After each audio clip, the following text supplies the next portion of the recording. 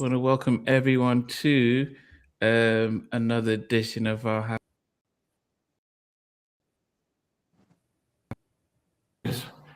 my sound just went off, but it's back again. Yes, want to welcome everyone to my two halftime chats. Baseline G, welcome. Zay, welcome. Old Derek out of Minneapolis, welcome. We've got Miss Jacci McGhee and Stevie Street. How are you guys doing this evening? Good evening, We folks. good, we Good good. evening, all. Yes. I hope everyone had a wonderful what would they call it? Valentine's weekend.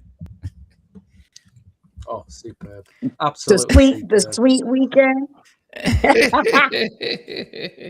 I call it the whole weekend. The whole weekend. The whole You weekend. don't have no husband or wife. It's the whole weekend. The whole weekend. That's so Jay terrible. Okay, I'm Hunt being- and Mac, welcome, guys. Welcome, guys. Yes, we went. It's different when we got R&B stars in.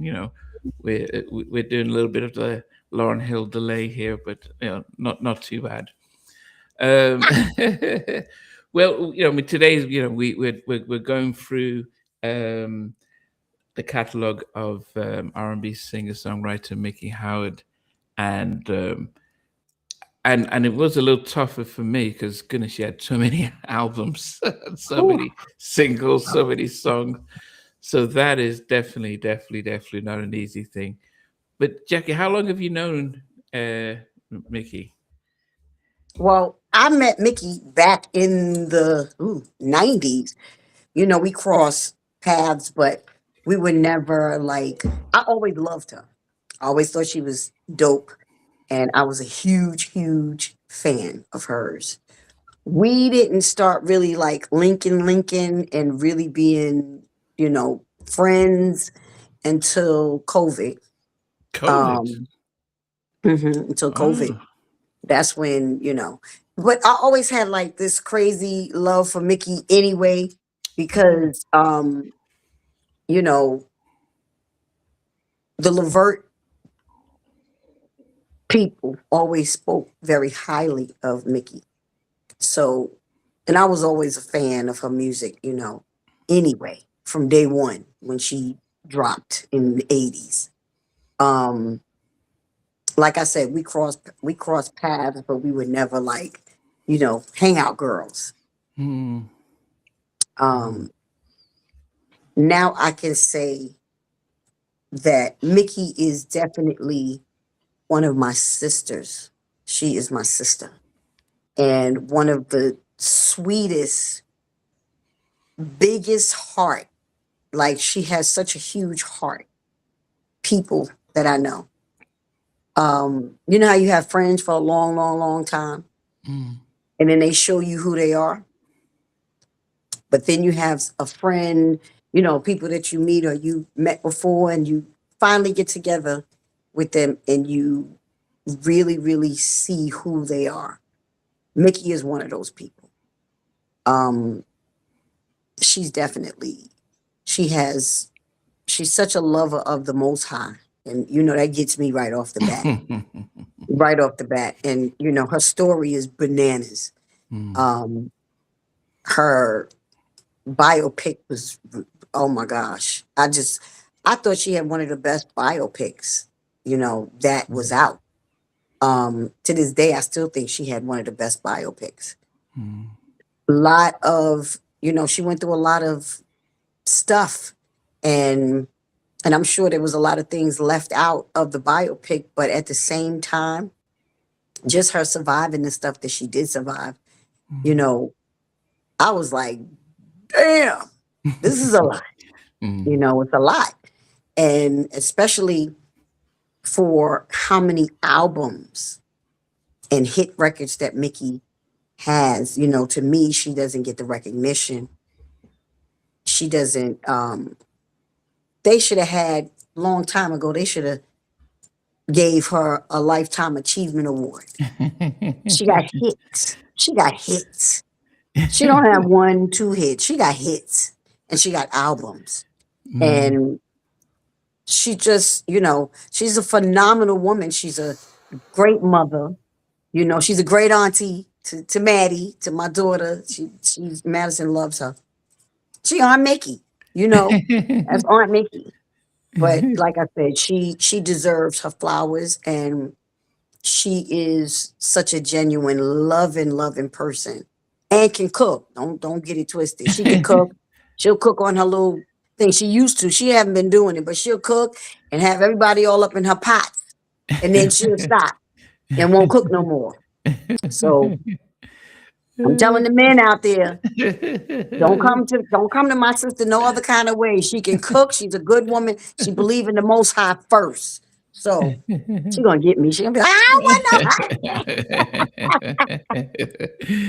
no. So, Stevie, when did you first get to know about Miki Howard and her music? I've got to go back to, I think it was the single Until You Come Back to Me.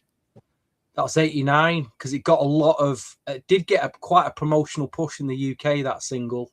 It got some UK remixes by a guy called Tim Blacksmith, who he went on to manage Stargate, some very big European producers who produced Neo. But that single was being played on a lot of the soul and R&B specialist shows in the UK at the time. I think that was probably the first record I heard by her. And then subsequently I had a few others. But I mean, I'll be honest, I've not pried too much into her story.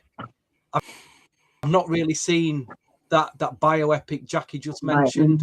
Right. I tend to just buy the records and play them. I don't go too much into backstories of artists unless I have to. But I mean, I'm found out this week just doing my homework. But you've got to go back to the era of which she came out, that mid to late 80s. I mean, in an era now where it's very hard to hear an incredible female vocal. There's a lot of, I've said this on other podcasts, we've got a lot of female singers out there, but very, very average, nothing really outstanding vocal-wise. But you go back to the mid to late 80s, you've got Regina Bell, you've got Phyllis Hyman, Vesta Williams, Anita Baker, Melissa Morgan. My gosh, and then you've got, obviously, but you know, I have been listening to Miki's vocal, and he's up there. I mean, you know, she's in the top 5% of vocalists ever. I think I'm putting her right up there. You know, and like Jackie said, she deserves the flowers. I don't think people realise that the talent she possesses vocally. She's coming from a lineage of, you know, gospel and Aretha Franklin, and you can hear it in her voice. It's just like it's special. It really is special, you know. Jackie, what was it like, you know, in the sort of because you know, as an artist, seeing Miki Howard come out in like '86, and at around the time, as Stevie mentioned, you had these other sort of strong black female artists who were doing solo albums. Did you see, I mean, in the biopic, it talks about that whole comparison with Whitney, but could you see difference? Could you, I mean, or was it because it's different from what we as fans would see, but as an artist, how did you see her as an artist back when those early 80s? I mean, when because that was a vocal time. That's all I'm gonna say. It was a female vocal good old time when in the 80s when Whitney came out, you know, Melissa Morgan, Regina Bell, Miki Howard. You had all of these vocalists coming out at the same time, right around the same times, but they all are different. And like Melissa, I've been knowing Melissa Morgan for a long time, since the earlier 80s, really since I was a kid, coming into the business. But I've always been a big, huge fan of Melissa's voice. But when Miki came, Miki brought a different kind of, it was just a different kind of sound. Like Stevie was saying, you can hear the Aretha in her voice. You can hear the, what her original voice is, her voice, you know, now that I know who her mother, was as a gospel singer, I listen to her mother sing, and I hear her mom's voice in her. Um, but Miki, to me, there was no comparison to me with like Whitney, or was Miki better than Whitney, or was Whitney better than Miki, because it was two different sounds. Um, I was a fan of like both of theirs. Crazy. I loved both of them equally. It was no, everybody know Whitney, hands down. She came in with some different kind of voice that we were like, well, how? Where does baby come from? But at the same time, Miki Howard had a voice like that too. Now, if she was pushed in that direction and it was no Whitney, she probably would have been the Whitney. You know what I'm saying? You got different record labels. You got Clive Davis on this side. You know, she was at Atlantic. And I think Sylvia Rhone, I don't know if I'm sure, but I think Sylvia Rhone was the one that was doing Mickey stuff. Not sure. Allegedly. I might have the record labels messed up. But she was on Atlantic. Yeah, she was on Atlantic when she came out. But like I said, she held her own ground. You know what I'm saying? Miki had her own ground. So when her record came out, I was a huge fan of hers right off the bat. There's no comparison to me. And I believe that they need to give her a Lifetime Achievement Award, period. Y'all know I talk junk. I'll go on my page anytime. And I'm like, let's do it. Yeah. You need some people to sign on or whatever petition so we can send it in. We're going to fight for my girl. Yeah, but imagine her debut album, Consume My World, came out 40 years ago, or give or take, November of 86. And, looking at how our female artists were in the 80s, I mean, we can always talk about Donna Summer and stuff, and she was very disco era, but it was a lot of class. I mean, she's, if you see the cover of her album, she's wearing almost like a bowler hat and dressed elegantly. And it was what I noticed when as a kid, listening and watching female Black artists, they just exuded class. Teddy Strong-Best mentioned about Shelley Murdoch, Angela Wimbush. It was, they came out, even Anita, they all dressed and looked classy. Yeah, and sang with so much conviction. So it was quite, and I think Clive took Whitney to, Clive was a pop guru, so he took her to that direction, and it backfired for her Black audience. Soul Train let her know, like, look, we don't think you're Black, and then she had to start coming back that direction. But if Whitney had started at Atlantic, I don't think she'd be as big as she was. And I think if Miki was signed to Arista, she probably would have had to go in that direction of singing big pop tunes and stuff like that in order because it's about the money, right? So and so they would say, look, Miki, we love your vocals, but we need to make money, so we're going to give you these pop tunes. This is what they did with Aretha. They started getting her these pop tunes, bringing George Michael. Let's try and get you. We get you in the Blues Brothers. Let's try and get you. Let's make more money. That's pretty much what majority of labels are looking for, making money. So I think we're fortunate that Miki and the ladies we spoke about stayed in that lane of R&B. This is our market, and we're going to stay there. But to have, I'm just looking, and to see that she had 9 studio albums is an amazing feat. 9 studio albums. That's just an amazing feat. To be able to get a label to back you that for that long of longevity. First album comes out in 86, and she had her last album that came out, and I'm just trying to see now. I think her last album came out in 2015, which she released called "I Choose to Be Happy." So that's the longevity. first three albums were for Atlantic, and then she had a label change, 92 on it. I think she went to Giant Records. A couple of albums there, 92, 96, and then after that she went the independent route. You've got Clive Davis there, as well as the money aspect. I think there's a bit of favoritism. I think Clive Davis obviously favoured Whitney because he just threw everything at her, money and promotional wise, to take her to the top. You know, whereas like you just said there, Namdi's like the other artists, it's almost like the label kept R&B lane, kept them on R&B radio. You know, could there have been more opportunities for Miki to make some more pop music, you know, and maybe try and cross her over to a bigger, you know, a more mainstream audience? I think that Aretha cover Until You Come Back to Me, because it did cross over into pop radio. But that's how you heard about her, right? But I'd like it. Yeah, I just think with Clive Davis, he must have had a thing for Whitney, and he obviously realised she had such an incredible talent vocally that he threw everything at her. I don't know what the priority was at Atlantic. She obviously had 3 albums. You know, they put the singles out.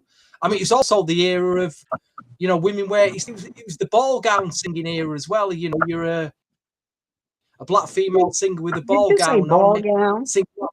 Yeah, I call it era. Like big glitzy. Namdi. Huh? Oh, I'm sorry, Stevie. Namdi. Mickey's having a hard time getting on. She said the link is not there. Send it to her again, to her DM. Okay. Go on ahead, IG. okay. Yeah, go Steve, as you're saying. I'm sorry, like Stevie. I wasn't trying to cut you off. I'm just wondering how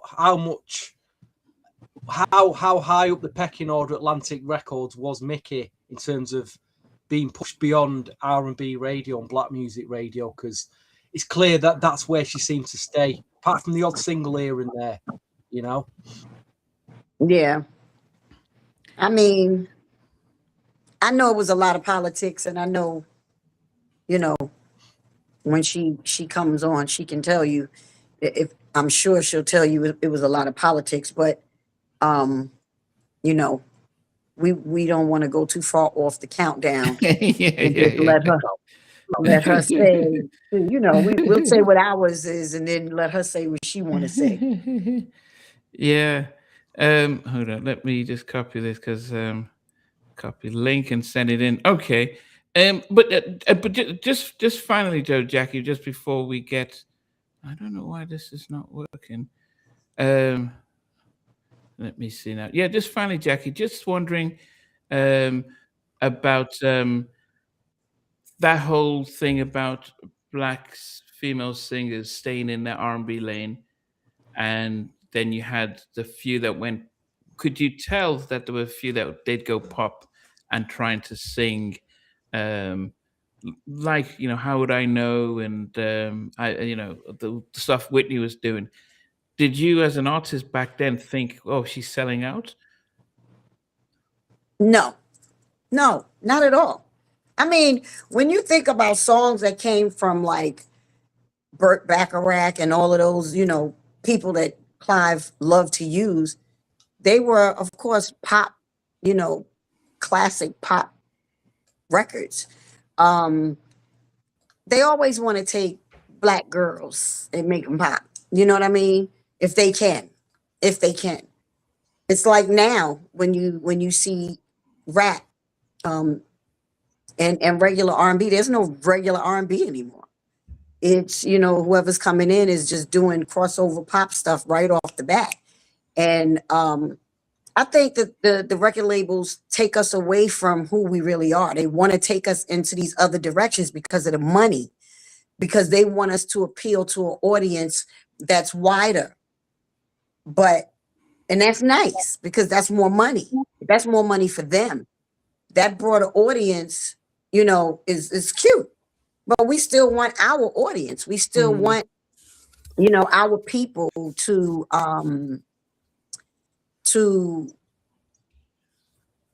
follow us and support us. You know what I mean? Because they know the true art of most Black artists, what we do, how we sing, you know, what we bring, and all of us are different. So I mean, I didn't feel like it was selling out. I just felt that that was their way of taking them to the next level of what they saw them as. I think, to be honest, I think Miki and Phyllis Hyman are probably two of the dopest vocalists to do jazz, like to sing jazz. Miki's a phenomenal jazz singer, you know. And I think that she should have been doing, you know, some more jazz stuff. The pop stuff for her voice was great. You know, she got some funk stuff. She got some, you know, she got a song that I love, Cigarettes on the Floor. I love that song. Like she did country, she did whatever. So, and I just believe that she could have went into any, you know, went any avenue. It's just that the record labels, they so full of shit, you know, they want to control everything that you do. And they want you to go do what they want you to do because they want to monopolize on whatever. They want that money. And whatever it takes to get that money, you know, to get that big check that's coming in, that they ain't hardly giving us nothing. You know. It is what it is. Are we able to get? I don't know. Did you send it to Miki? Yeah, can you forward it back to her and stuff? Stevie, I guess the question while we're trying to get Miki on board is, you said you did some research. What did you learn about Miki Howard that you hadn't heard about before? I don't know if we're obviously had a son called B Howard. I didn't know B Howard, you know, just a revelation there. I won't go too much into that. That was a bit of a revelation. Gerald, I didn't know there was going on with Gerald Levert either, you know. So there's a lot going on in the background there that I just, even though there was duet with Gerald Levert, yeah, quite an eye opener, you know what I mean? Have you heard of B Howard before? Well, one of my music friends, Gardner Cole, is friends with B Howard. I'm not sure if they've done some work for musically, but that's how I've heard of B Howard. And obviously I checked out his Instagram, and he's very influenced by Mr. Michael Jackson, of course, which is clear to see. Yeah. No, that was a bit surprising. How many of Miki Howard's albums did you get out of them? I found a few. I did find a few. I've got a couple of others, a couple of Atlantic ones somewhere, and I can't find them. But all about a CD collection, as you know, my CD collection's massive. They're all there, so you just find them. Yeah. Okay. So so people might be wondering what's going on.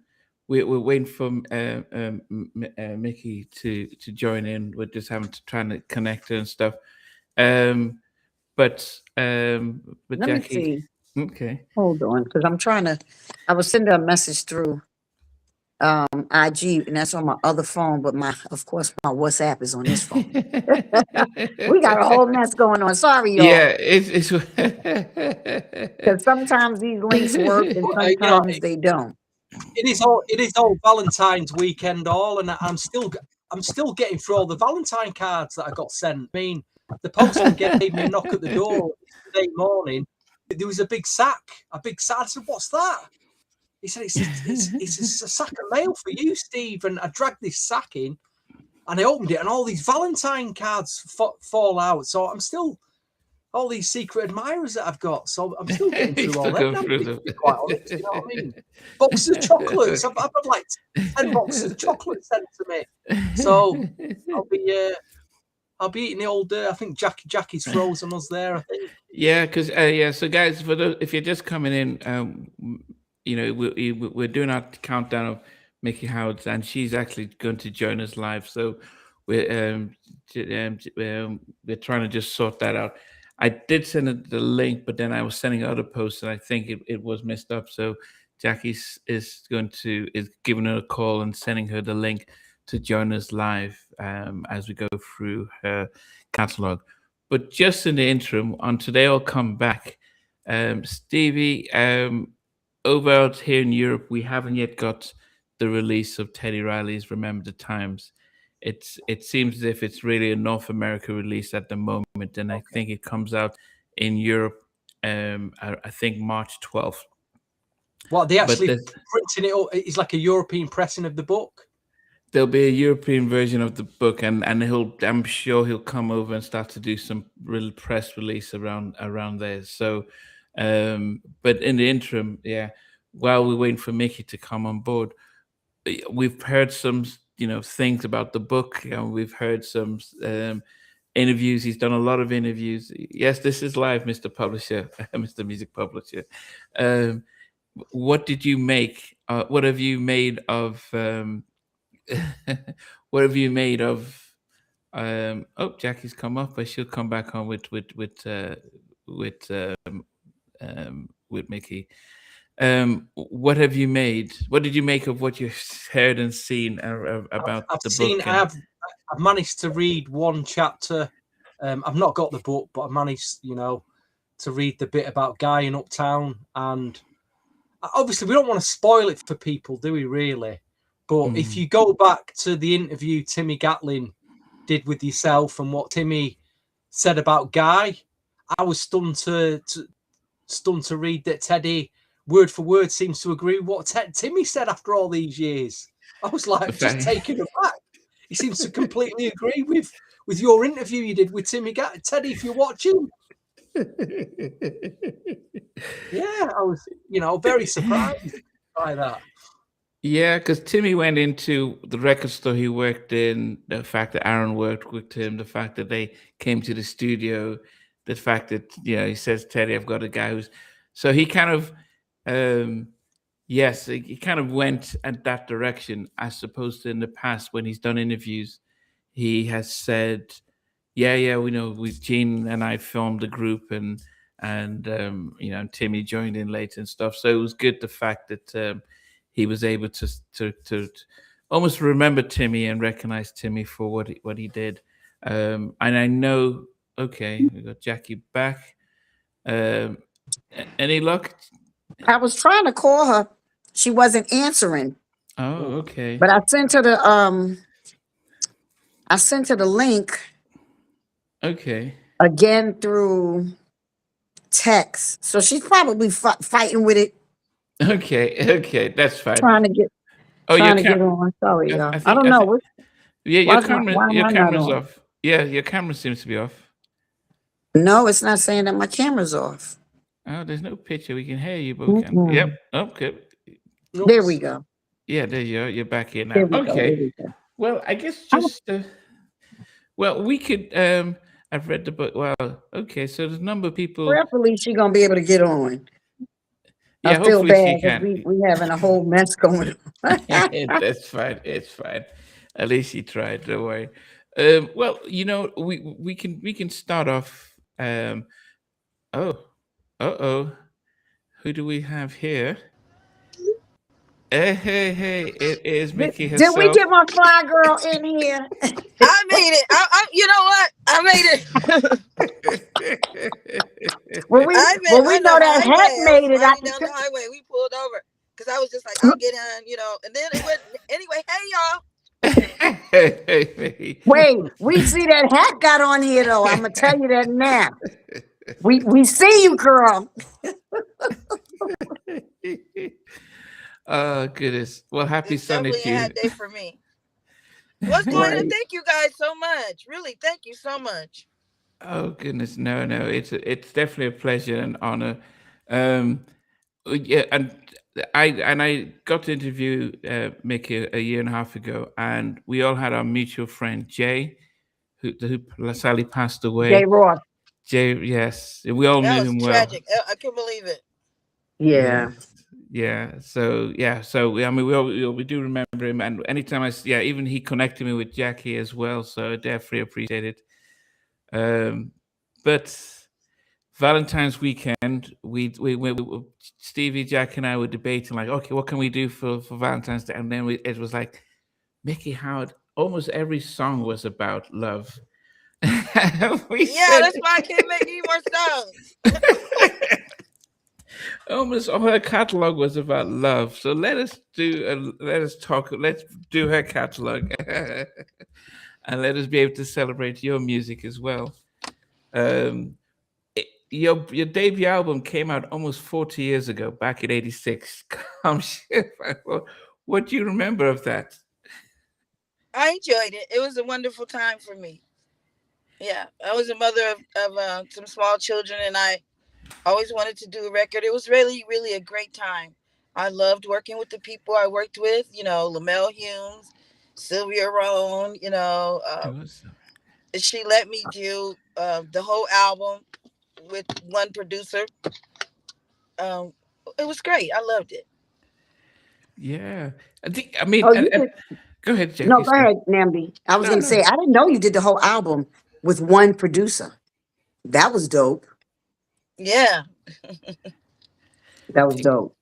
But go ahead, Yeah. Nambi. I'm sorry. No, I was just wondering because we were talking about how around that '86 in those mid to late '80s there was a lot of elegance with our female R&B singers, yourself and Phyllis Hyman and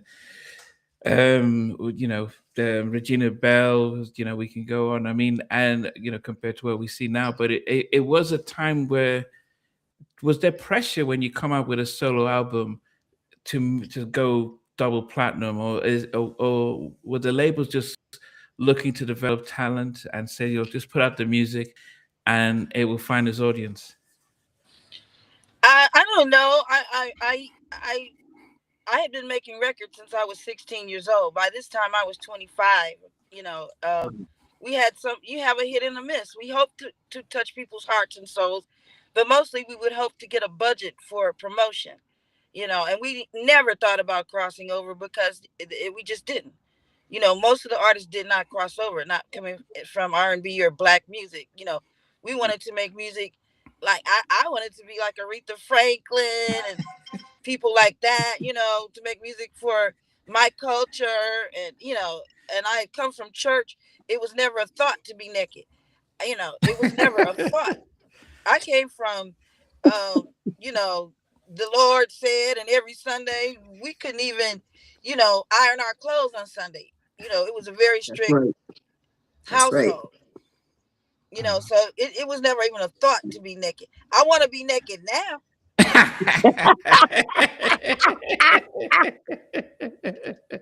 You get a certain age and you hot all the time. I'm like, I'm jealous of the girls now. I want to get up there and be naked. I want to sing naked. I'm so done. Oh goodness. It was a short turnaround between your debut album and your follow-up album. I mean, Stevie and I are children of the '90s, where a sophomore album comes out 2.5 years, and it's every 2.5 years. But your self-titled sophomore album came out probably 10 months later. What was the reason for that quick turnaround? I was ready to make a record. We didn't do it like that. We made records when you had the wherewithal and all the things you need. You make records. Yeah. But then you went from just the one producer, to going to getting more people on board. You got Levert as well. And what was the sort of the reason for the shift of like, okay, let me get more people to change the sound? Well, it's like coloring with all the crayons. You have like a Picasso or whatever, had his blue era. You know, we had the times where it was just us, which was really cool, and it was we had more money to spend than the next record. I really loved Gerald Levert. I loved his work. I thought he was a genius, and I wanted to, you know, work with him. I thought we had something to bring to the table, like Roberta Flack and Donny Hathaway and stuff like that. Excuse me. So yeah, it was great that I had an opportunity to reach out to people that I didn't have the opportunity to reach out to on the first record. Yeah. You know, I worked with a lot of unknown people, a lot of first-time writers, stuff like that. The especially, I mean, also the chemistry with yourself and Gerald was magical on That's What Love Is. But I said when I went back to look at the video, I just said, well, look how they're dressed so elegantly. It reminded me of the Cosby Show, because it's like that was one thing the Cosby Show did, was to show Black excellence. And the videos as well, it's like, look at, you know, she always dressed as though it was like, you know, we're going to be in elegance. Did you have any control over your styling? Absolutely. Absolutely. I never even thought about somebody telling me what to wear. That was insane. You know, bring the clothes. What do you want to look like? That kind of thing. Gerald was more of a casual guy, so I had to, you know, we got into words about what he was wearing. He had a jogging suit on when I got to the video, and I was like, "That's not gonna happen. That's out of the question." You know, we would argue about stuff like that. You know, I come from a family of very dignified people. Okay, my sisters, you know, we come from debutantes, things like that. It was never, ever gonna be a situation where I'm wearing jeans and t-shirts and stuff like that. I love it, you know, but that was not what I was raised. I wasn't raised like that. I don't come from that. It's like people that, like some people, I can't explain it, but I didn't come from that. Okay. Did you were on Atlantic? You also had Angela Wimbush. Did you feel as if you got the right type of promotional support by Sylvia on Atlantic?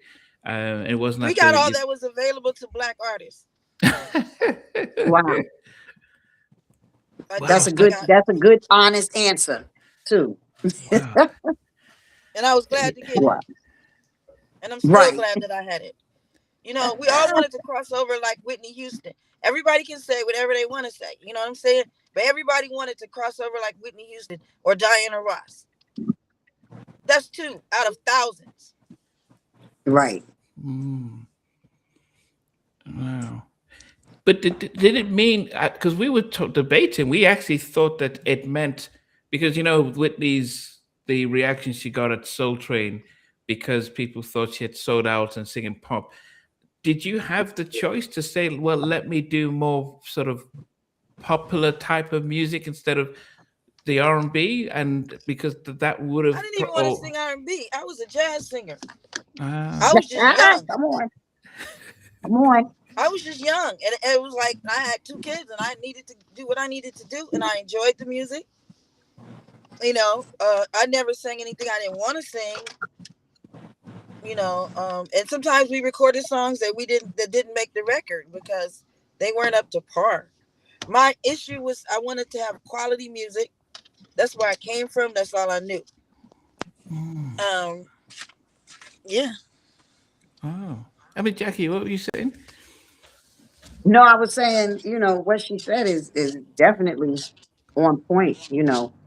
And remember when we were going back and forth before Miki got on about how did we feel about being pushed to do whatever, them singing pop records or whatever it was. It's all record labels with their shenanigans on how to make money. But like I was saying, to me, Miki and Phyllis could do jazz with their eyes closed. The 2 of them. Crazy. And I would I love it. I love doing music. And you know, sometimes you make it really big and sometimes you don't. But whatever you do, you should grow, you should get better, you should enjoy it, you should do quality work every time you can, and things will take care of themselves. And you have to have some life to put into your music. You can't stop living because you don't have a hit or something. Right. Right. Yeah. But I think one of the things I appreciated about the 80s was that labels gave the albums time, maybe 2 or 3, 4 singles, but it didn't feel as if the pressure was to go gold or platinum or we're going to drop you. It felt but that's from the outside. It felt like you guys had opportunities to breathe and find your audience. Was there pressure to sell out Whitney numbers, or were you okay were they fine with the fact that you've got an audience and people appreciated the music? They were looking for catalog artists at that time. Artists that could sell records for many years. Right. It was like they wanted you to get over 200,000 at first, and then they would sell and keep selling. That's more of the kind of artist I was. Even though I may have wanted to be, like, I want to be like Whitney Houston. It looks so fun. But that wasn't what it was about. Oh, goodness. See, I think that's the era that I appreciated, because we wouldn't have had the legends that we have if the labels were very much of a gold or platinum on that, or being dropped, being able to build that catalog. It felt as if, towards the later 90s and stuff, they were very much short-sighted. Let's find the next. Did you, as I said, for yourself then, the moving into jazz, and especially when you did the Billie Holiday, that almost felt natural for you. But if you had the opportunity, were there no jazz labels that could have just said, let's keep you there, and let's really push you? Or was that audience shrinking around the mid 80s? Jazz was doing something else in the 80s. Yeah, it was doing something else in the 80s. I was singing. I started out singing jazz with Wayne Henderson, with the LA Boppers, Stanley Turrentine. I started out singing a lot of jazz and singing some jazz lead songs, like with Roy Ayers, Poo Poo La La. That's what I was saying. Oh gosh, with Billy Cobham, What Is Your Fantasy? I did a lot of jazz songs. Yeah. Stevie, were you going to say something? Can Stevie hear you? No. I was like, can Stevie hear you? Yeah. No, but even what can you hear me? just said. Yeah, we can. Can you hear Stevie or no? Yeah, we can hear you, Stevie. Go ahead. Well, okay, we can hear you. You want to say something, I'm having Stevie? some problems here. What was that? Okay. Oh, okay. No, He's going in and out. Yeah. Yeah. That Go ahead, Jackie. You were saying robotic sound. No, I didn't realize, and Miki just really opened my eyes to how the music was really coming in the 80s, that they were more of catalog artists. Because when I came in, I signed in 89, but my record didn't drop until 92. I got caught up in that whole thing of, okay, who's next? I didn't feel like that came in the late 90s. I felt like that came in the early 90s because, New Jack Swing was hot. So now it was like, okay, who's hot? And we're just going to go to the next. Yeah, because they started selling a lot of records really fast. Yes. And they did. And I wish, I could have come out earlier. I tried to come out earlier in the 80s, because I would have loved to be a catalog artist like Miki. That's why I love Miki so much, because she had so many records. She has so much music that we fell in love with.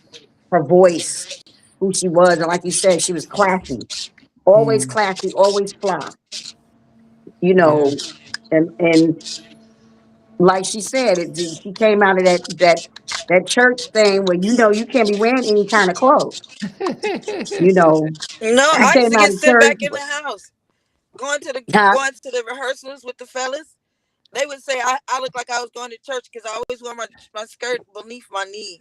And it was like, oh, and it's still a big thing for me to wear a short skirt. For my birthday, I Really? wore something short because I never wore anything short. Wow. Wow. Oh goodness! During your time with Side Effect, was it? Were you fine being that young and being part of a group, or did you Did always what? want to be on Side Effect? Did you ever think? Were you fine being part of a group, or did you want to always be No, I didn't solo? want to be in a group. That was temporary. Ah, right. It was temporary. It was fun, and they taught me everything. Wow. Yeah. Wow. Did they teach you the business? Did you learn the business Did early they on know as the well? business? Let me tell you Did something. any of us? Everybody can say whatever, everything. They can say whatever the heck they want to say. It's true. Oops. Uh-oh. Yeah, because you're driving. Yeah, she'll come. She'll She'll jump back come. in. Stevie, Are can y'all you there? hear us? Yeah, we're here. We're here, Nikki. We can't see you though. You know, it's like you've once you brought that fourth person in, it's like I'm having massive connection problems here. I don't know what I'm it just is. saying, you don't get what you deserve. You get what you negotiate. Yes. We Okay. don't see you, Mick. We can't see you. Yeah. Uh-oh. Everybody Okay. going out. Okay. Is this me and you now? Yeah. Yeah, No, I but think Nikki. Okay. we could probably still hear Mickey, but we can't see her. Yes. Somebody did ask this question. Oh, she's gone off. Okay. Hopefully we'll get them back on again. Ask Mixie, was she supposed to sing Run to You? And Whitney was supposed to sing Come Share My World. Well, that would be interesting to see. Come share my love. I don't know. We gotta wait till Mickey get back on here. If she can get back on. We lost. We lost Stevie too? Yes, Stevie went off and stuff. But so that's interesting what she said about catalog artists, because that Yes. kind of makes sense, because you look through and you see, well, they weren't selling as many Right. They weren't gold. They weren't yeah. all selling gold records. They all weren't selling platinum records, but they kept putting out records. And that was a great thing. I wish I was part of that whole train ride. I wish. Yes, yeah. Stevie, what happened? I don't know. It just keeps popping up saying losing connection and reconnecting. So I've come out and set my camera and I don't know what's going on. But we know. I think it's when you probably have to get somewhere. She probably has to get somewhere where she can get back on and not have, issues. But if you wanted to go ahead and start the countdown, yeah, we can I'm sure she'll jump in and and say which one she like. Okay. So guys, until Mickey reconnects, we're going to start our countdown, because I know many people will be waiting to do that. So I had a number 10 from I had it all here. I've got the year, but I forgot to put out the album. But it was Release Me, came out in 92. Which album was that? Hold on one second. You sound like 90. Mickey, you got a lot of albums. It's from my Femme Fatale album, Release Me. So yeah, it's this one. Number 10. Yes. It's a beautiful album cover. Really, I love that album cover. Yeah, love it. That is definitely a beautiful album cover. But yes, Release Me. That is at number 10 for me. Okay. You said Release Me was number 10 for you? Yes. My number 10, and a lot of people do not know, and I did not want this song to be my number 10 because I love, love, love this song. But a lot of people don't know Miki's album, her Mija album that she put out, I think, in 2023 maybe?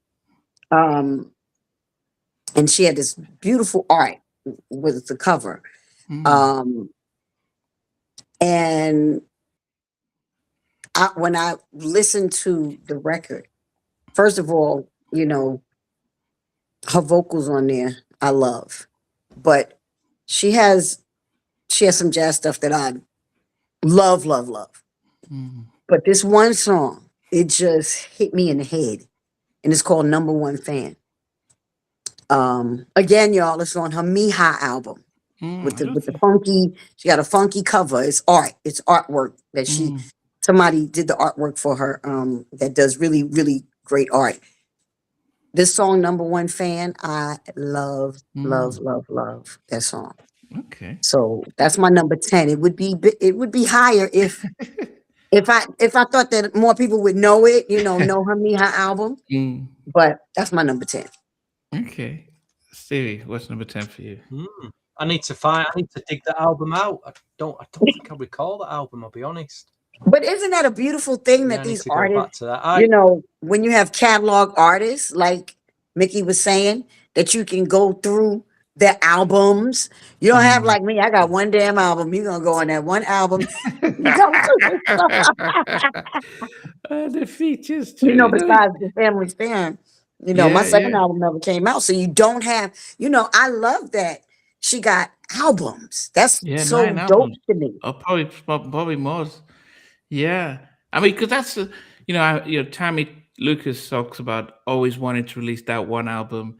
You had Cut Close releasing that one album, but then they didn't get to follow through. But to be able to have 5, 8, 9 albums, you just have a catalog of music. I mean, that's just amazing. Stevie, what's number 10 for you? Can you hear you? Yeah. I've surprisingly picked an album, which it's called Pillow Talk. It was on a label called Shaughnessy. Now, Shaughnessy is a label that seems to me, it's like a last chance saloon for like smooth jazz artists and some, soul artists from the past that we all know. It's like the last chance at doing something on a label. Here comes Shaughnessy Records. So, but I've chosen, she did a cover version of 80s, a really big like pop jazz funky track by a guy called Boz Scaggs. He did a track called Lowdown, which is an incredible record in itself. She did a really good cover version of Lowdown by him. It just surprised me. But it has been covered a few times. And it's always a nice song to hear that, and the groove and I thought, yeah, why not? And I thought I'd just, as like a bit of a left field number 10, probably most people won't know that cover version. I'll just throw it in there at number 10 and let people check it out, because I just thought it was really good. So you said it's and if you've not heard Boz Scaggs, Dirty Lowdown? What is it? That Boz Scaggs is a classic. Sorry? No, you said Dirty Lowdown? Is that what he said? No. Yeah. Can you hear me? Made a cover version of Boz Scaggs. I can hear you, yeah. No, the reason why I was saying that, because Toto wrote that. They wrote and produced that on Boz Scaggs. And wow. That's a classic, but Miki does great. She does really great covers. She be kicking my butt with the covers. Like, I'm like, damn, I didn't know you did that one. I love that one. Like, she kicks butt with those covers. She really does. But go ahead, y'all. Okay. Yeah, it's called Lowdown. Okay, she covered that. Okay. Number 9 for me, it goes to her Miki Howard album. Came out in 1990. It was the second single off that album, and it's Come Home to Me. Who sang the original one? No, sorry, no, that's not. That's the different one. I'm thinking about Until You Come Back to Me. No, Come Home to Me. Yes, is number 9 for me. Okay. And MacBook Crazy. Okay, Jackie, what's number 9 for you? Number 9 for me is Cigarette Ashes on the Floor. That's from her. That's from her Femme Fatale album. Do y'all? That was what, 92? That was her 92 Femme Fatale album, right? Yeah. Let me tell y'all what Femme 93 Fatale 92, means. yeah. Femme Fatale means dangerous woman. That's what it means. And that album, period, was just. But Cigarette Ashes on the Floor, to me, that reminds me. That's like Miki Howard's. Like Norah Jones wasn't even out yet, then that was like, it would be today like a Norah Jones song. I love that song, and if y'all haven't heard it, go listen to it. It's Cigarette Ashes on the Floor. You treating me like cigarette damn ashes on the floor. I think that's the title of it. Cigarette Ashes on the Floor. That's how you treating me. I like damn cigarette ashes on the floor. Oh goodness, yeah, it's amazing that we get towards the mid to late 90s, and yeah, females are singing something different. Yeah. Okay, Stevie, what's number 9? I've gone back to 2001 for this album called 3 Wishes, which Wow, goodness. Okay. came out on Peak Records through the jazz distribution label Concord. Barry, Oh, so there was Stevie. production on here, and a guy called Gary Brown who did a album. So the track I chose is One Day Without You, which is written and produced by Gary Brown. Again, a real, if you've not heard it, go on YouTube. It's a little undiscovered gem. Okay, I the CD a lot when I bought it back then. There's a lot of smooth jazz coming out in the early 2000s. That was sorry. Oh wow. Yeah, Jackie, was Stevie freezing up as he was talking, or was it just me? Yeah, he was freezing up a little. Yeah, you're freezing up, Stevie, because yeah. What did you miss? Did you miss about what I said? I'll repeat it. We didn't even know what song it was. I've got connection. We had Gordon Chambers. We had some of the producers. Oh, what was the song? One Day Without You. It's track 2 on this album. Okay. Produced by that was the part we didn't Brown. hear. Okay. Yeah. Okay, sorry. That's at my number 9 anyway. Goodness. I like Jackie. I like somebody put this. Is that Jacci McGhee? Make It Last? and then someone says, "Yeah, that's literally Jacci McGhee." Hey yo. I don't know what happened to my sister. Where's Mickey? She probably driving somewhere and have to pull over like me. You know, I'm always in the car. You're always in the car. Always in the car. Yeah. Well, you've changed. You're no longer in the car those days, so which is good. Only because it gets dark early. Yeah. That's why I'm not in the car. So I can't, my light don't work in the car, right? And all that. So I'm like, okay, let me go in the house. Yeah. Y'all know I like to be outside. Oh, goodness. Number 8 for me is what album was this from? This was from her Come Share My. No, it was not from. It was her first track from her Love Confessions. Came out in '87. Number 5 on the R&B charts is "Baby Be Mine." Oh, okay. Yes. Okay. We see you. Yeah. I mean, as I said, but if we think about it, though, because this was a time when '87. This was when "Make It Last Forever" and the whole stuff was out. So you can see the different kind of audience when you're thinking about that type of music, like "Make It Last Forever." What else was coming out in '87? I think '88 was more of the new Jack. We had the girls, we had all that stuff happening. But you can start seeing, I wouldn't say the shift, but there was almost like a young audience, what we wanted, and more of the more adult contemporary R&B fans as well. But anyway, "Baby Be Mine" is at number 8 for me. Stevie. Stevie, are you there? Is it Stevie turn or is it mine? No, Jackie's yours. Sorry. Oh, okay. My number 8 is, again, this is from her Femme Fatale album, her Dangerous Woman album. You know that Femme Fatale is French. Ain't Nobody Like You. Ain't Nobody Like You. That was what, 92? 92, that was a powerful song. And like I said, it wouldn't even be so way down, but I can't tell on myself on the ones I got coming before. But I mean, Ain't Nobody Like You was one of them songs, her vocal just touched you and hit you in the head. I've been rich and I've been poor, whatever, I've been up and I've been down.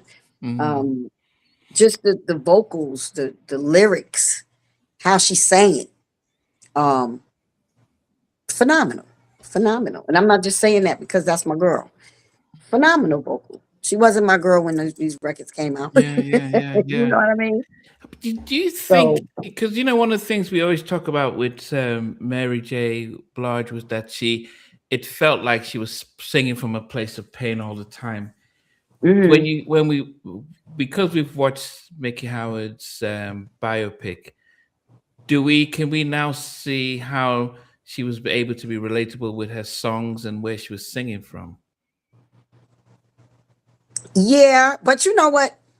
To me, Mickey's pain wasn't, how we were talking about Mary's records, and we love Mary, but Mary had a lot of pain. Like it was starting to hurt me. My feelings was hurt. Like, oh damn! Can somebody give you a breakthrough, boo? Like, girl, my heart hurt. So that type of pain, to me, you can hear, the pain in Mickey's, but not pain like she didn't get it together, or not pain like something else didn't come through. You know what I'm saying? Like, just even the Ain't Nobody Like You. It's just, ain't nobody like you. Just, and just, it's, I've been up and I've been down. I kept my feet or placed my feet on solid ground or whatever. Just everything is some sexiness. It's that jazziness. It's that everything. With Mary, it's that. Yeah, and love yourself. And I know she probably hated that song, but everything was pain to me in every single one of those records until my hit came, my banger. I forgot what I said. What was my number one? We'll talk about that later. But yeah, no, Mickey's pain doesn't feel like the Mary pain that you got. Like, okay, you need an up-tempo joint.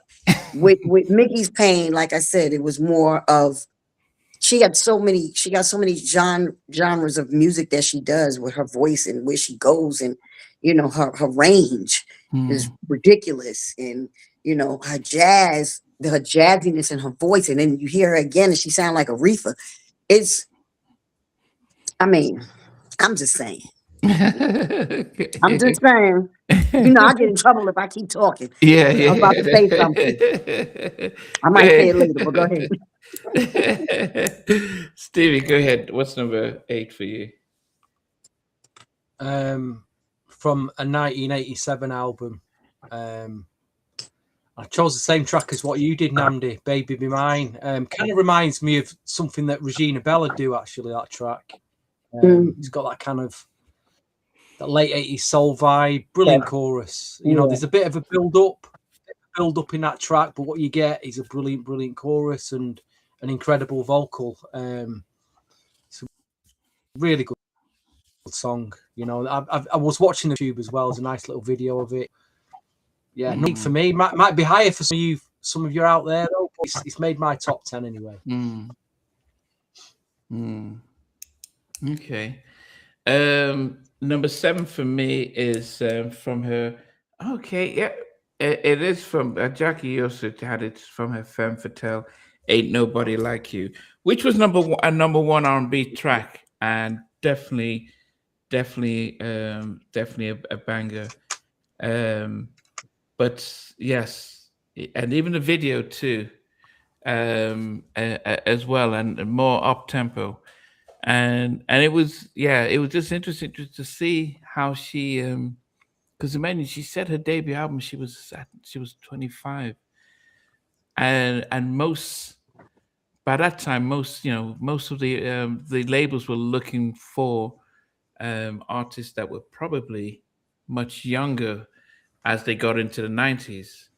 So the fact that she was able to continuously just make hits after hit, but Ain't Nobody Like You.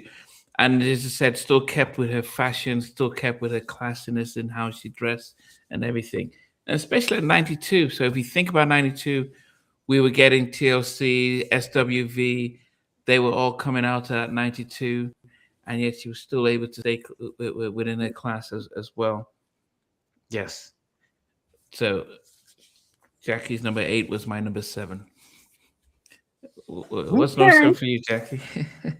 My number 7 is from her 1997 album, Love Confessions. You've Changed. When I tell you I played that song until I couldn't play it no more, it's so jazzy. It's so, oh my gosh, I can't even explain it. It's just the way she sung it. And it's so jazzy, and it just hits your soul. And it was one of my actual favorite songs when this album came out. I played that album over and over and over again, just playing it until my tape popped. As Biggie said. He played it until the tape popped. I played it until my tape popped. My cassette popped. But yeah, you changed. You changed is one of my that's my number 7. Okay. One of my dreams. Stevie, what's number 7 for you? You know what? I think I was a bit starstruck before when you had Mickey, and I was like, you said to me, "Have you got something to say, Steve?" And I'm like, it's there. It's like, that's Miki Howard. Miki Howard, that voice. I mean, that voice is. So, for those who didn't know, I sent Stevie a message on WhatsApp. I said, "Stevie, say something," and he just looked like, yeah.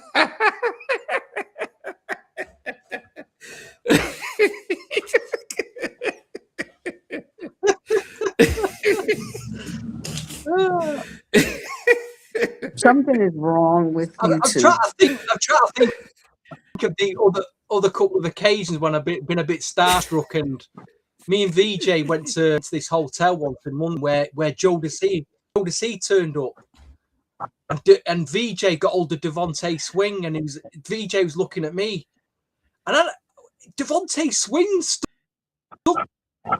there, and I'm like, I don't know what to say to the guy. Devontae Swing, you know. Another time we met Teddy Riley, and again I was like, Teddy Riley, tell him I'm still next to Teddy Riley. So, but anyway, yeah. Anyway, my number 7 might come as a shock to some of you out there. and it might be number one. If you got it number one, I totally understand. Again, this record's a very, very slow build up, really like very slow, kind of draws you in, and then you get an incredible. It is a killer chorus. You know, there's no. It is a number one record. I guess I just didn't listen to it enough back then to appreciate. I mean, I can appreciate it now, and if I'd listened to it more back then, it'd probably be a lot higher up. But don't shoot me for putting this at number 7 because it is a killer. It's Love Under New Management. It's made my number 7. You know, great record. Great, you know, great record. Could be anywhere. You know, could be number 1. You know, it's just landed at number 7 for me.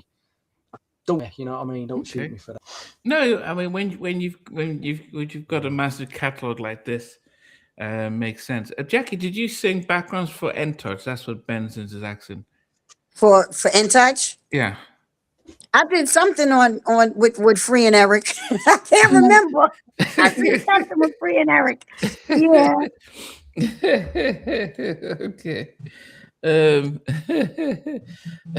Mac's gonna have a drink. Okay, number 6 for me.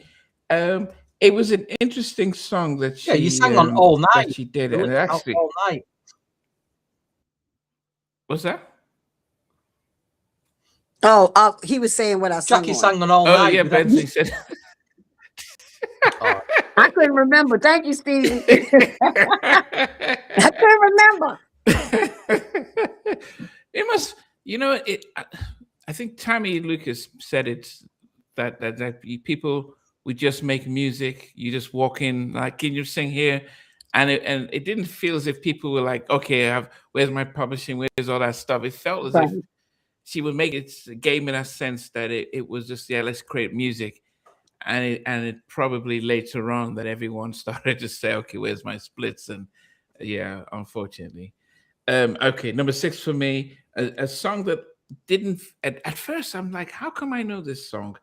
And it was a cover, but it's she gave it a different style. And I think for me, when it sounds different from the original, that's when it gives, I like it. And it's Until You Come Back to Me, 1990 from her self-titled album. And that went to number 3 on the R&B charts. Yes, that was a really like the black. Okay. She did a great rendition of it. She really did. Yes. What's it kind of had that little hip hop thing, you know, to it, and then, you know, it gave it that that swag. What's your number 6? Oh, my number 6 is Imagination. Here I go with my jazzy Miki song. I thought she did a great.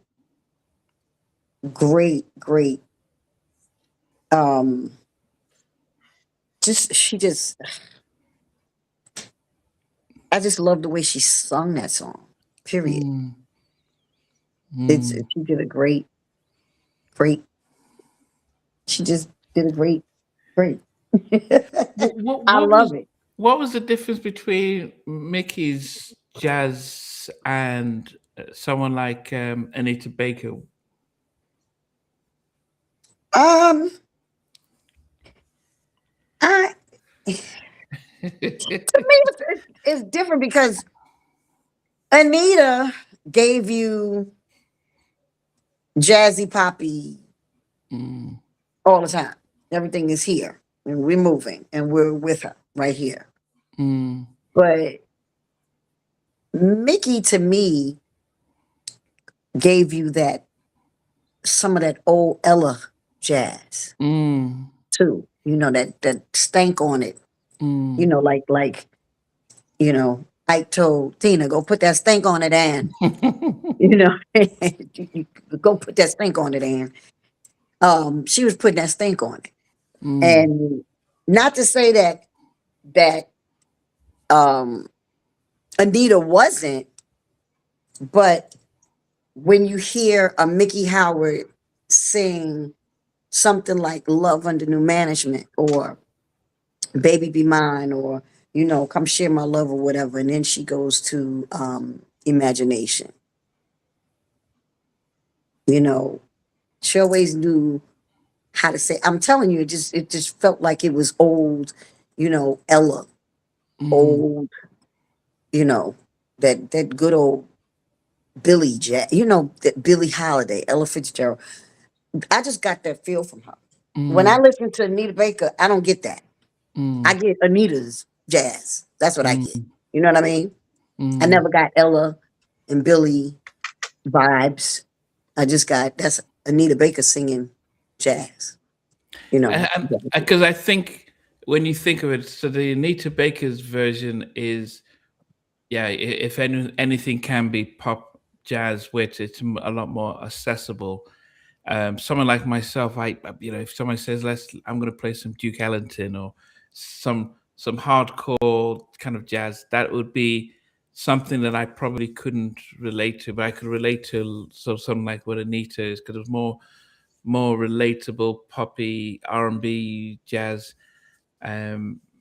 Yes, just someone like Sarah Vaughan or Billie Holiday, that felt like more authentic, more unfiltered jazz, which is much harder to pull off. Yes. But its audience size is probably a little bit more limited than you'd get if you do the if you open it up. Okay, so Jackie's had Imagination as her number 6. Yeah. What did you have for number 6, Stevie?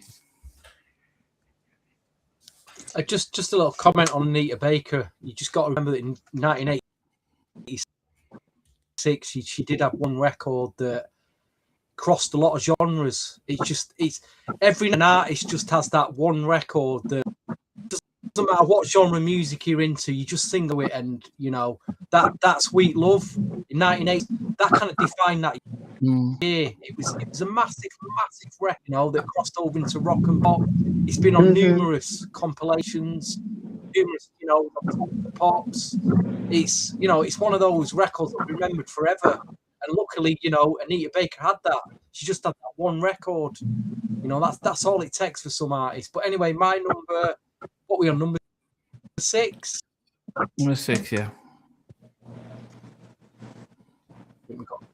Yeah, going back to 1992, there's a track on this album that kind of goes against everything else on this album. And you got to remember, Giant Records in 92 had a big hit with Jade, Don't Walk Away. And I think there's a track production-wise that it has that big R&B club groove to it that could have been pushed a lot more. But I've gone for Release Me at number 6. Great club R&B track. I think should have been pushed a lot more. Great hook to it. Could dance to it. Nice video.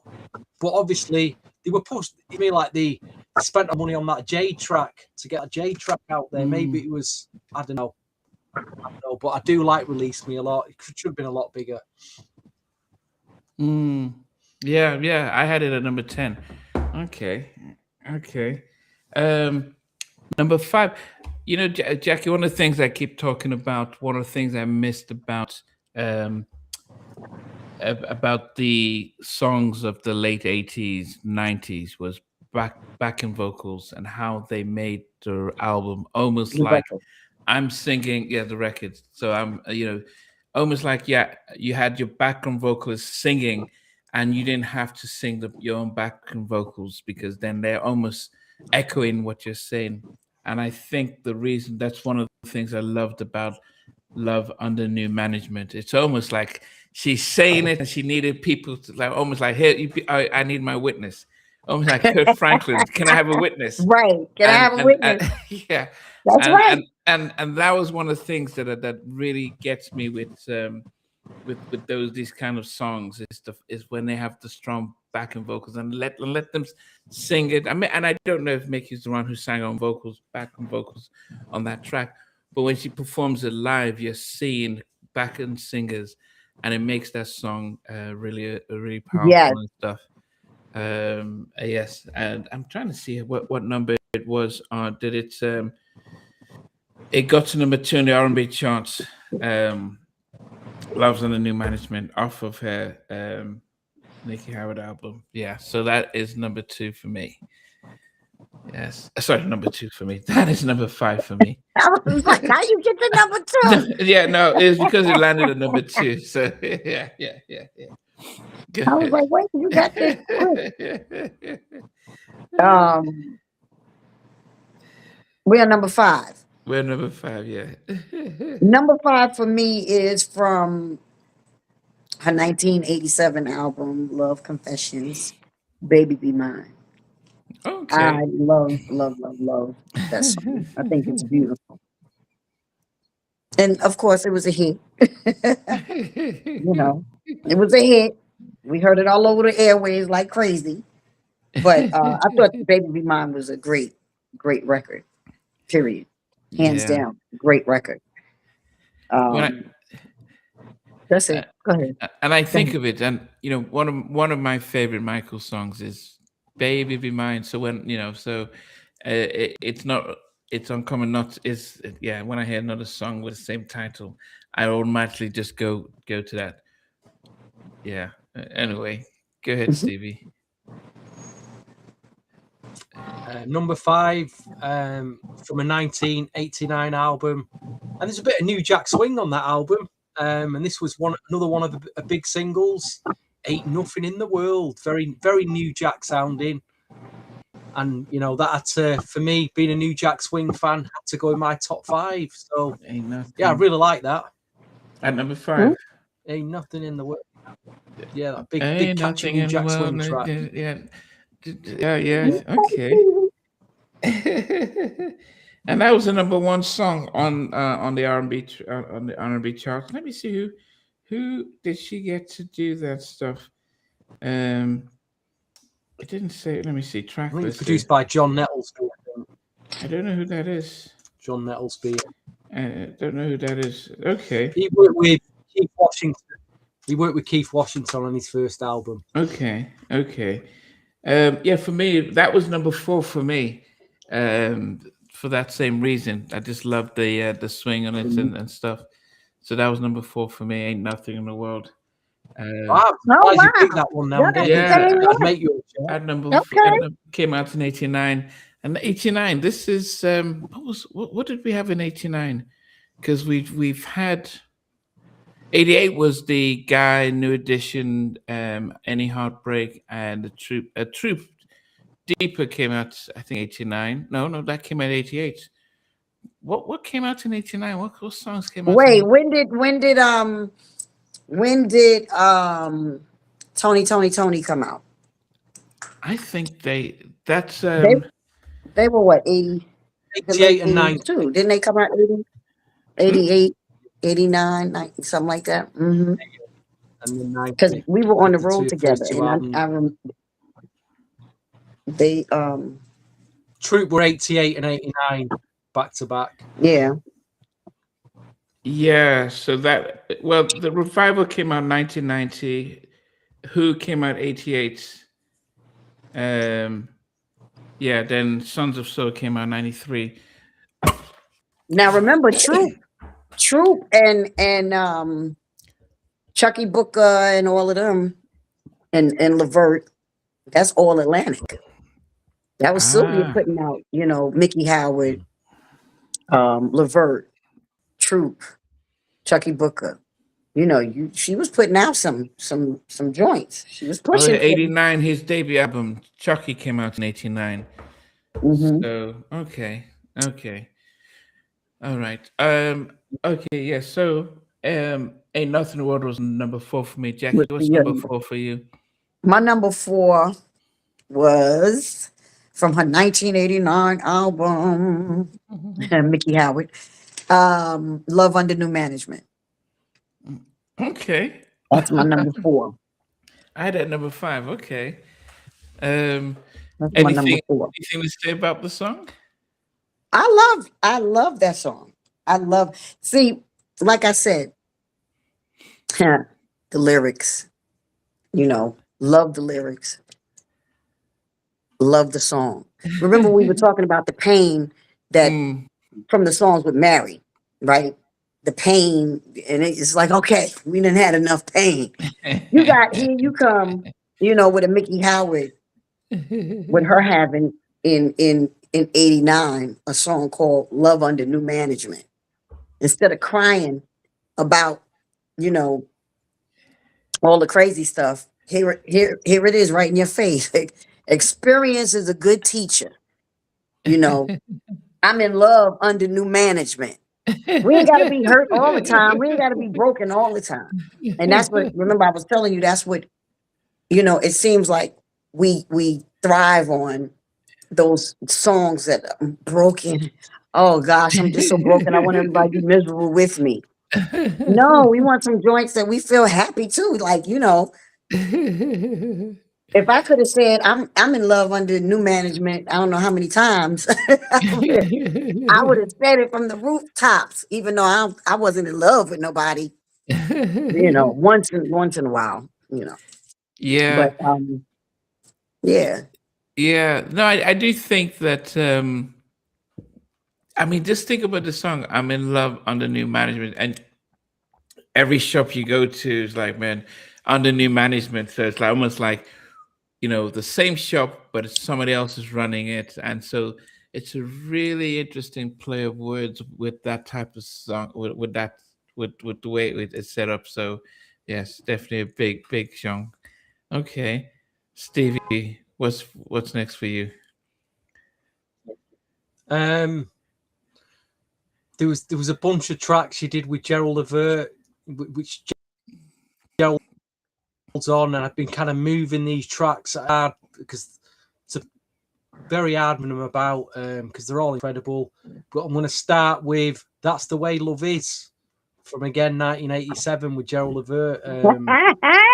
Just What you know about that? Vocal. Oh. Again, could have been number two. Okay. I mean, just going back to Love Under New Management, the backing vocals are Love Under New Management. It just, they're undefeated. But That's the Way Love Is with Gerald Levert. Great stuff. Number 4 for me. I think it was at number 3. I moved it back to number. Or was it? Yeah, moved it back to number 4. I shouldn't have done that, but. Oh, yeah, and I did say that to me, and that's what I was getting at, was definitely the vocals, backing vocals, how much that makes a massive difference in songs and how I appreciate songs.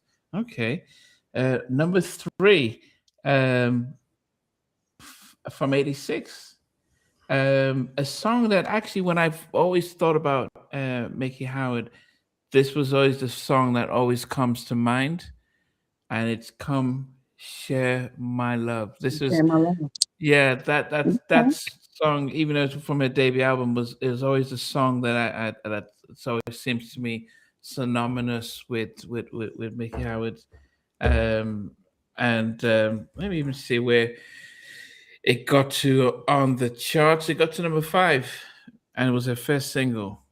Yes. Okay. What about you, Jackie? That's just hit. That's why we gotta get my girl. They gotta give her a Lifetime Achievement Award. Hey, anyone that brings up, because she deserves it. I don't care. BET. So the Soul Train even do awards anymore. BET, Soul Train, American Music Awards, and even. I don't think Miki ever got a Grammy. I'm not sure, but she deserves one. My number, what we doing? Number 3, right? Number 3. My number 3 is from her Femme Fatale album, A Dangerous Woman album, which was recorded first back in 1946 by this little lady named Billie Holiday. Good Morning Heartache. I thought that Miki did a phenomenal job redoing this song. I love it. Love it. That's my number 3. That is my number 3. I love what she did to Good Morning Heartache. Because, you know, like Billie did it in 46, right? Mm. Then she got a version in 92. It fit in 92. That's why I love that she was able to do it over. Because it fit 92. You know, you didn't have, you know, you had New Jack Swing coming through there and all these, you know, whatever else music was coming through the early 90s. But you didn't have, I mean, you know, you had your Sade's and Anita Baker still. I don't know what Anita was doing in 92, but just that Good Morning Heartache coming at that time. And wasn't it in a movie too? Am I tripping? Malcolm X. She played Billie Holiday in X. Yes. Thank you. Sorry, Mick. That's right. She played. That's why I'm like, I know it was in a movie. She played Billie Holiday in the Malcolm X movie, and that was another great, you know, thing for her. And the crazy thing is, she was looking like Billie Holiday. She was all classy, you know. It was dope, you know. And I that's my number 3. That's my number 3. Okay, Stevie, what's number 3? I picked another collaboration with Gerald Levert from 1987, Crazy. Again, Was Gerald Levert on that? Killer track. Yeah, he was. Killer soul track. Initially, it was at number 2, and I bumped it to number 3. Just a brilliant track. Brilliant late 80s soul track for the soul connoisseurs. It's one of those picks. I know it was written by Mark and Gordon. I did. Who did it? Mark Gordon? Yeah, Mark Gordon and Gerald Levert both wrote and produced it. Okay. All right. So number 2 for me is Just Like Romeo and Juliet. That's what love is. I'm so surprised that y'all have That's What Love Is so high on your countdown. I'm proud of y'all. I think, you know, I mentioned, that's why I brought up to it the video, you know, because I think Miki was showcasing her vocal range, which is vocal, and then Gerald singing, and it's just, you know, it's just one of those happy songs, and of course I'm listening to it not knowing that they were dating and stuff, but it just the chemistry.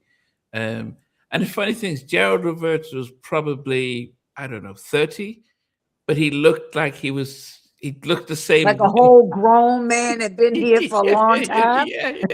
He looked the same. He never changed in how he looks. And so it was consistent with the vocals and the way they look. And it's funny that she said that he came on set with his sweatsuit trying to be relaxed. He says, man, he probably had to get the suit out of wardrobe and for him to wear, because it didn't seem to fit him as much as it probably did. But yeah, you can imagine, can't she's there in a ball gown, all made up, and he turns up and he's like Red Storm, deep tracksuit. Yeah, you know, for the video. Oh goodness, yeah, but that beautiful track and just duet and just vocally, she was doing what we would call vocal gymnastics as it was singing and stuff like that. So that's number 2 for me. No, that's a good number 2. My number 2 is Come Share My Love. I love that song. I thought that what number did it get to on the charts? What was Come Share My Love on the charts? Do y'all know? Yeah, it was number 5. It was number 5. Yeah, number 5 on the R&B charts. R&B charts. I'm sure Mickey was in Jet a lot. Remember in the Jet magazine? I was so happy to get in there. I didn't know what to do with myself. I was like, I'm in Jet. He was in there a whole bunch. You know, that's when we knew whose songs was hot. Okay. Is it the chart you mean? The jet chart? Yeah. The chart that Jet had. Yeah. It was right in the middle. Yeah, come share my love. You know what? Come share my love reminds me of a Whitney song too. I could hear, because Miki got that crazy range, and I could hear a Whitney Houston doing that song as well. Okay. And I thought that Miki killed the song. She did a phenomenal job on "Come Share My Love." Voice was just, her voice is just unmatched. To me, all the R&B singers were different. I hate comparing because I can't stand competition. People are like, oh, I'm competing against so-and-so. I got to get, no, just be who you are. Just sing. It's like the love that you hear from Miki, that Miki was saying she wanted to be like Aretha. She loved Aretha's voice. That's the type of stuff, we should be saying, like, whose voice we loved and who we looked up to as like really, really great singers, like the Aretha Franklin, Gladys Knight, Phyllis Shaka Harmon. Khan, Phyllis, definitely Phyllis for me. But the list goes on and on, and not to knock anybody like a Melissa Morgan or Allison Williams, because all of them, on top of so many other artists, man. There's so many female artists. We'll talk about that when we finish doing Mickey's countdown. This is about my girl. Okay. Well, go ahead. Okay, Stevie, what's number 2? Probably my final song inclusion featuring Gerald Levert. I got to be honest, I just didn't. This has been the biggest surprise for me because I just didn't listen to it back then. But it's absolutely floored me. This track absolutely floored me. I'll be your shoulder. Whoa, whoa, whoa. Yeah, be your shoulder. Oh, they go in. They go in on this track. Oh, the pair of them. Oh dear, it's floored me. Absolutely floored me, that record. Proper soul duet, that. Proper deep soul duet. Wow, what a track. What a track that is. I'll be your shoulder. Deary me, man. What a great track. And who wrote that? It was who wrote it? Gerald Levert and Mark Gordon production. And Mark? Okay. Gerald and Mark, first of all, were a great team, rest in peace. Gerald, we miss you and we love you. Mark Gordon is one of my really close friends as well. And he produced my second album. But Mark Gordon was the one that was doing a lot of, the music for Levert's stuff. And he's actually the one that spoke highly of Miki all the time when we be in the studio. When we talking on the phone, if we talk about any artist, he always spoke very highly of Miki. And that's what made me love her even more, because I'm like, if they loved her, him and Gerald and them, I knew that, she had to be a good person, good heart and whatever, because, they were chicken and biscuits all day, that's that love. That's that chicken and biscuit love. It was a record that Levert recorded a year later for the Rope-a-Dope Style album, a track called All Season. And again, it's got this, I can think where that vibe of All Season comes from these tracks. Again, that's a deep record. That's my song. Yeah. That's my song. What number are we on? So yeah, Stevie just did his number 2. So I'm going to go from 10 down to before my number 1. For those who are just joining us, so we've gone for our top from 10 all the way to 2. So before we release number 1, we normally go and count 10 and down to 1. So at number 10 was Release Me, came out in 92. Number 9 was Come Home to Me, came out in 1990. Number 8 was Baby Be Mine, came out in 87. Number 7 was Ain't Nobody Like You, that came out in 92. Number 6 was Until You Come Back to Me, that was the remake. In number 5 come Love Under New Management, beautiful backing vocals. Number 4 was Ain't Nothing in the World, nice little New Jack track. 3 was Come Share My World, that was her first single from her debut album. Number 2 was That's What Love Is, featuring Gerald Levert. Such a, watch the video, just watch them elegant, and to hear the story that Gerald Levert was in his joggers and tracksuits, and he wanted to do, he wasn't planning on wearing a suit, and so they had some words, so that was interesting to hear. Number 1 is a song that I think the theme from this is backing vocals, how they make the song, how I just love the back and forth. And this song was from his sophomore album, and Love Confessions. And there was something magical about working with Gerald Levert and Mark Gordon that changed the direction of how Miki's music was received. But I love Crazy. The song, I just love the to and fro. It's such a. I saw the first time I heard it, I said, "Oh man, I love this song," and I was like, I wonder if anything's gonna knock it off number 1. And I went. I'm sure there are other songs that were close, even the Gerald and That's What Love Is, but I just love Crazy, and that's my number 1 song, Crazy. Crazy is a great song too. Like you said, the I had flavor. Number 2 initially. It's great. It's a great. Pushed it back to number 3. It is great, and I'm surprised you picked a lot of the Gerald Levert, Mark Gordon. They're just very strong. They just accept and put on records. Yeah. But I also felt that because Miki being a jazz singer, and any of those type of songs, I probably, because I'm not used to them, probably wouldn't rate them as high. But I think the diversity of what Gerald and Ed were doing, because they did Troop, they did Mama Sweetie, so they were doing songs that that I was related to. But as I said, loving backing vocals, loving the whole the storytelling of this, and Gerald was definitely a prolific writer producer with Mark. So, but I didn't know that they did the song until Stevie mentioned it when he was getting his countdown. So I didn't.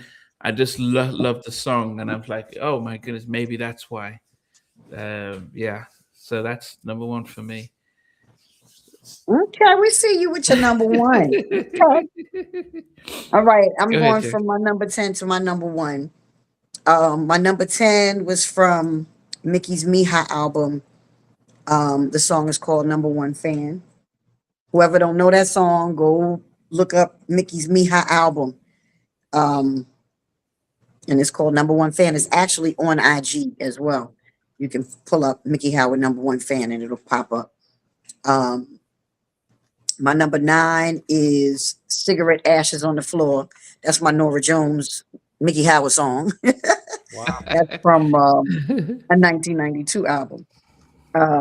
Ain't Nobody Like You is my number 8. You Changed is my number 7. Imagination is my number 6. Baby Be Mine is my number 5. My number 4 is Love Under New Management. I was gonna say all the album years, but I'm like, no, she just got hits. My number 3 is Good Morning Heartache. My number 2 is Come Share My Love. And my number 1 is Gerald Levert and Miki Howard. That's what love is. Okay. Let me tell you something. Wow. But for me, because I love duets. Love duets. And of course, you know, we have Make It Last Forever. But when this duet came out, I thought this duet was hot. I loved the energy. I loved Gerald's, you know, performance on it. I love Mickey's performance on it. You know, where to just, oh my gosh, just their voices together, it just worked. And that's actually one of my favorite duets of like R&B. Like that's one of my favorite duets. I don't care what nobody's talking about. I'm like this one. I wasn't into Fire and Desire. That was just not. That just didn't do nothing for me. And I know a lot of people like, you crazy, Rick James and Tina Marie. Stop! Oh, stop! It just didn't do. I love Fire and Desire, but this is one of my this one right here. That's why this is my number one. This Gerald Levert and Miki Howard duet did it for me. I love the energy. I love the way they sung it together. I love the, you know, it was just sexy. It was sexy. It was, you know, it had power in it. It had love in it. So, you know, that's my number one. Yeah. Yeah, definitely. And yeah, I mean, I had it at number two, but I just love. Plus, they did both songs, my number one and my number two. So, right. Yeah. All right, Stevie. You picked quite a few tracks, about 3 tracks from this album, Jackie. You know, you got about 3 tracks from this album on your chart. It was interesting. Cigarettes, Ashes, Good Morning Heartache, Ain't Nobody Like You, you know. Yeah. I like that album. I do like that album a lot. So what about my number 10, number 10, Lowdown. Number 9, One Day Without You from 2001. Number 8, Baby Be Mine from 87. Love Under New Management from 89. Number 6, Release Me from 1990. Number 5, I got 8, Nothing in This World from 89. Number 4, That's What Love Is from 87. Number 3, Crazy from 87. And number 2, I got I'll Be Your Shoulder from 89. And number 1, I think there's a bit of an innocence to this track, and I also think it's one of those records that I think a lot of people could sing along to, and I'm just surprised it wasn't a lot bigger in terms of crossing over potential. But it's one of the first records. Come Share My Number 1. Just it's got everything I like about 80s soul. It's got a bit of a groove to it, a bit of an oomph. Great chorus you can sing along to. Great vocal from Miki. I've been singing it all week, and I can't understand why. And you know, she wasn't on Top of the Pops in the UK singing that record. Would have been perfect. You know, they should have pushed that record a lot more. I think that would have been a big sing-along crossover record. But it's still a great record in its own right, and it's happened to be my number 1. I will give a few honourable mentions though. Until You Come Back to Me didn't quite make it. I like the remix, the Blacksmith remix. Ain't Nobody Like You from 92. I do like that record. I Surrender from 86, which has got an 80s dance pop to it. Ain't No Way to Treat a Lady, that was on the 2001 album. And finally, a track from a 1996 album, and it sounds like Tupac rapping at the beginning, but it's not Tupac, but it really does sound like him. A track called Sunshine. So they're my honourable mentions that didn't make my top 10. Wow, you had honorable. You had the side records. Yeah, and a few bits and bobs to add there. Did Miki give you her favorite? Oh, she's gonna kill me because she told me 2 just off the top of her head, right? I don't remember. I was like, man, she's gonna come on so she can say them herself. Now I don't remember. But what I do remember, that they were jazzy. Okay. That's what I do remember. Because I was like, oh, the 2 jazzy joints. it would be two songs that people wouldn't think that would be her favorite. But I Mm. can't remember what the two songs exactly were. I don't. She gonna kill me. I was just texting. I was texting her, sending her messages on her Instagram, trying to see if she was able to come back on. But Okay. she was probably driving and got stuck and couldn't Yeah, get it together to get back on. But it's yeah, her. understandable.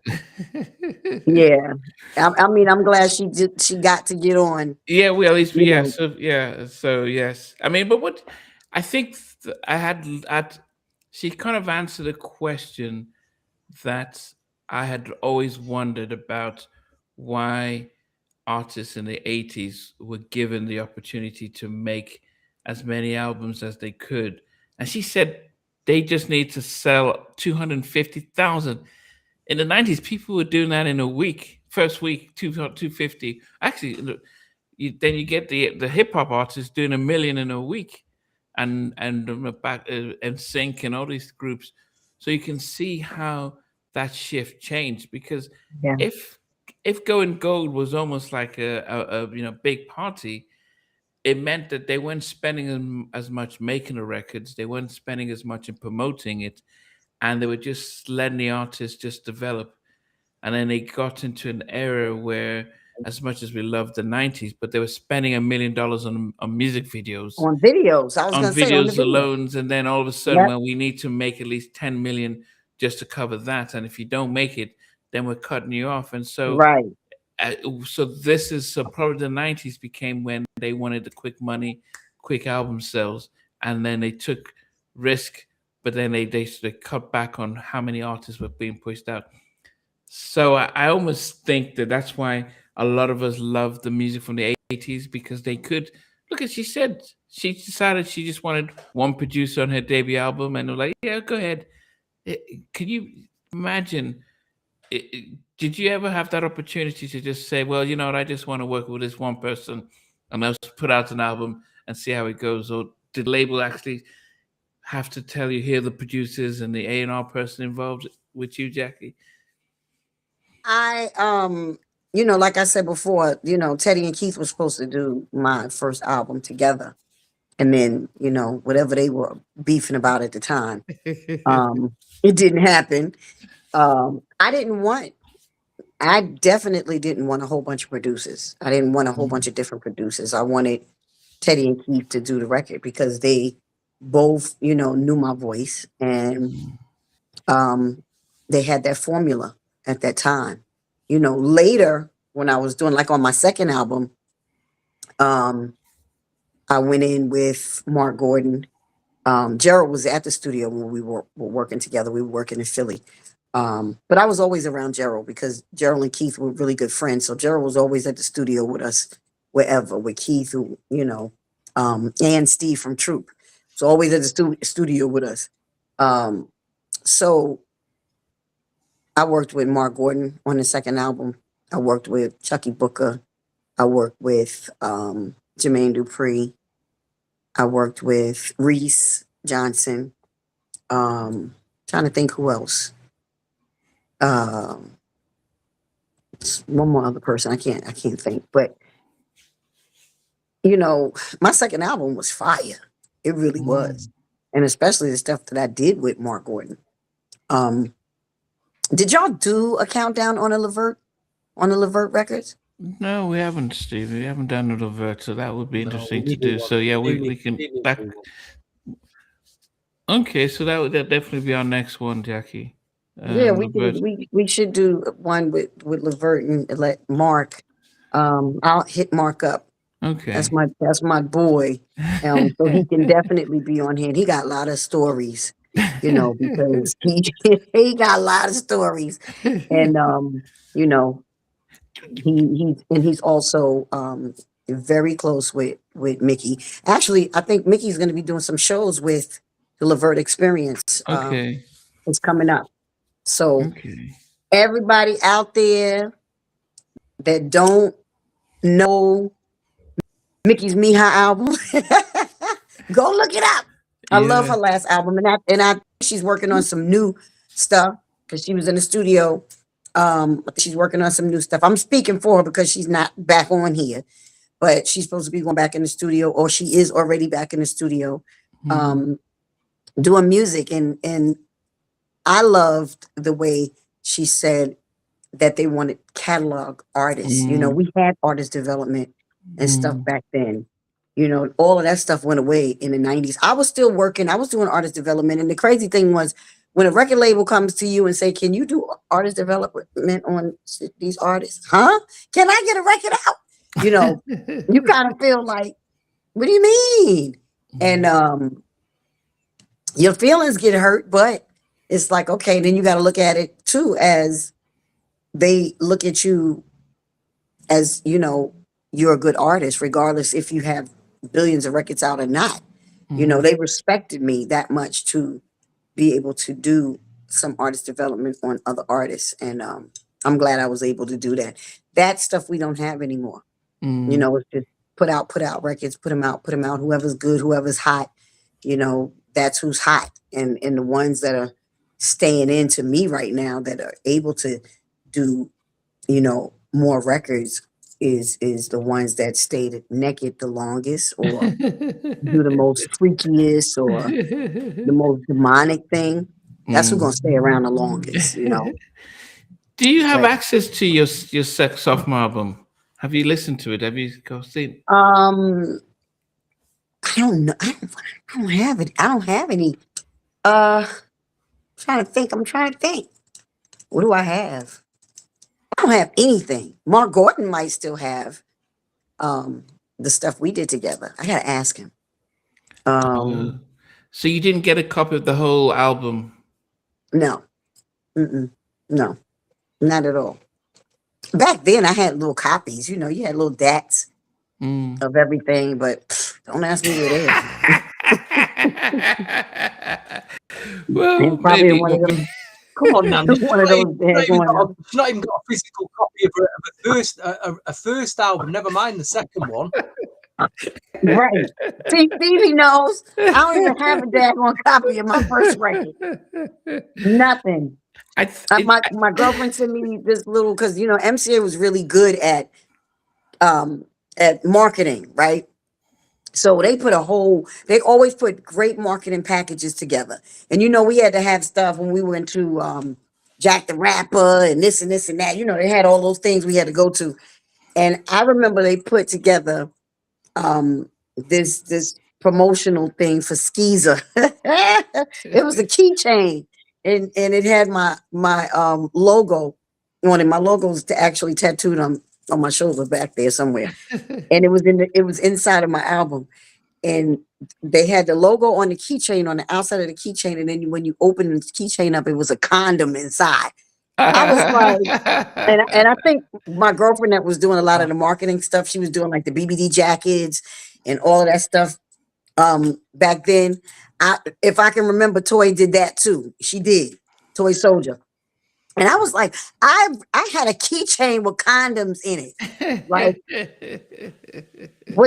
but that was the era, you know, that we were going into. We were going into that era, and Skeezer was nasty.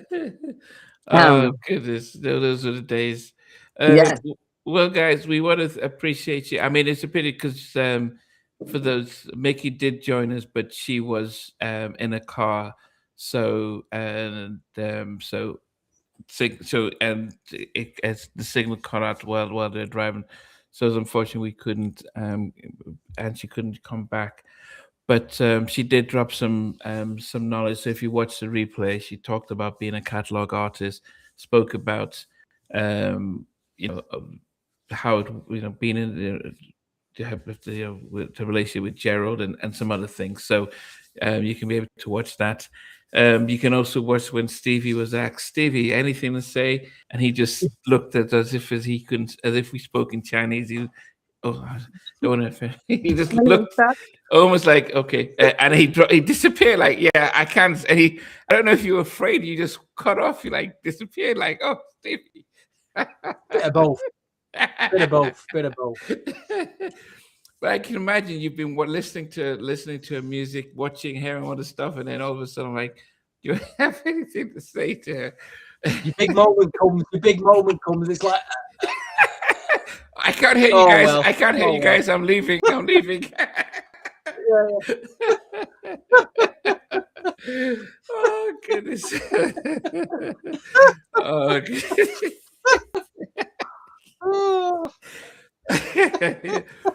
But then he came back. He came back. He had signaling problems. You was off for a while. I told you before. I told you before to go put that hanger on that antenna outside. Just being shy. Okay. Anyway, guys, we appreciate everyone for staying with us. Please watch the replay and shout out to Miki Howard. Shout out to Miki. Thank you, Mick. We love you. Hopefully we get longer. Stevie, Jackie, and I will be back with the Levert countdown. And as Jackie says, she may try and get the only surviving member of Levert. Singer, songwriter, producer Mark Gordon. Mark Gordon to come and share some stories around the music of Levert. But but to then, we always appreciate everyone for coming on board and for joining us. And we'll definitely see you guys soon. Take care. Later, y'all. Hey guys, thanks for watching. Thanks for being a part of Halftime Chat. Please remember to subscribe, share, and comment. But most importantly, why don't you become a member of Halftime Chat? We've got amazing videos, amazing perks, and being able to support the channel. But anyway, thanks for watching. Take care. I never participated in that category. And somewhere in between us, or even loving us, on which I didn't miss you. What was it like growing up?